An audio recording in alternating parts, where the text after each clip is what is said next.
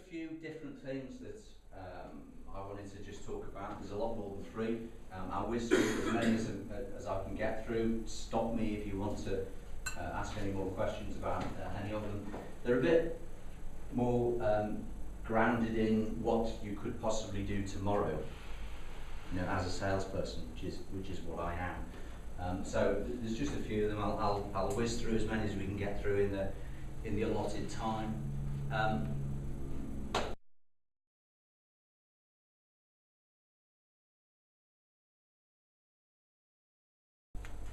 Got some statistics coming up. Okay, this is from a research paper that's done in the States about 2 years ago.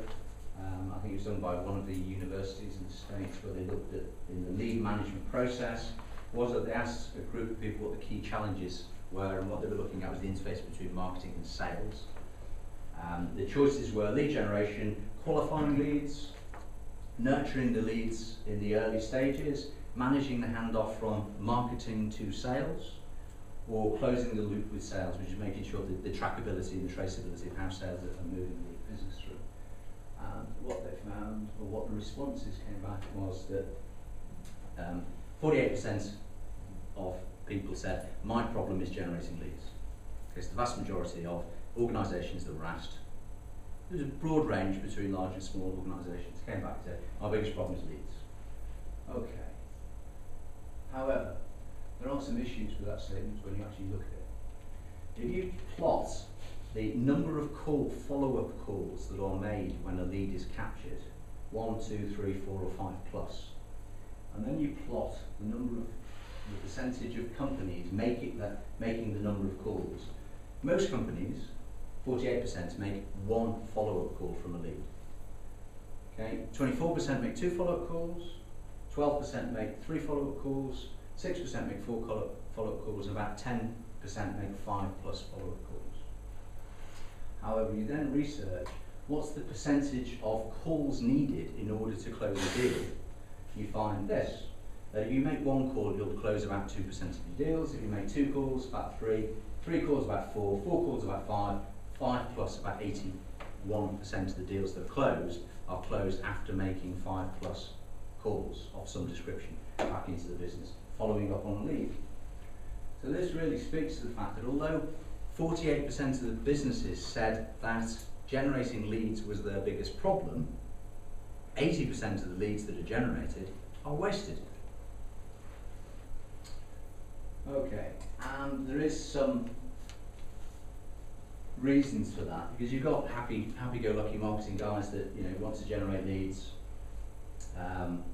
and their definition of a lead is a name, somebody with a pulse. I mean, you see this when you go to trade shows, is that marketing's organised the stand and it's all great and it's glossy, and we've got the best looking girl out of the office to come along and stand on the stand because we think that's the best way of getting leads. And there's people out there with those little scanners running around, zapping your badge and then coming away saying, hey, I got 500 leads today, isn't that fantastic? And they come back, and then the marketing manager gives them to the sales guy, and the sales guy go, what the is this? What do you expect me to do this? Well, call them, they're all leads.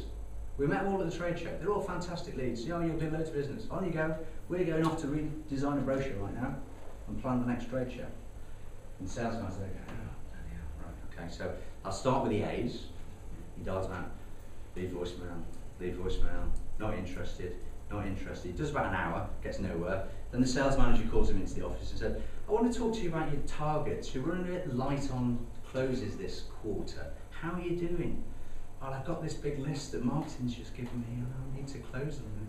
Okay, well you crack on with that. He goes back and gets another cup of coffee and he makes a few more dial outs. And he gets somebody that actually is interested on about a lead number 32. So he makes an appointment, rushes off and forgets the rest of the 470 that are left on the list, and they're just abandoned. Okay? And it's that process of the difference between what's a real lead and what's a name. And some of the names aren't even correct, are they? Having been the recipient of lists for many years, I know this feeling. So there's got to be a better way to do this. And really this is the process which, the way I think about it, what we've got to do at the front end here really is capture as many proper leads as possible.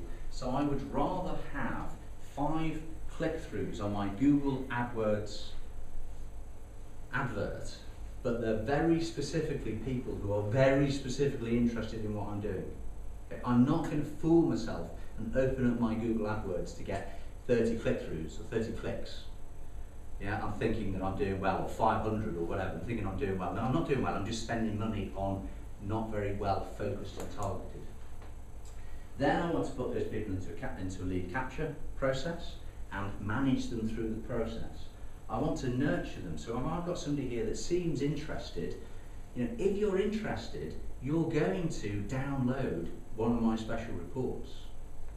Okay? If you're not interested, you're not. But if you're not interested, I don't care that you don't download one of my special reports. Okay? Then I'm going to send you some more emails to follow up, because what I'm really doing is trying to qualify properly whether you really are interested.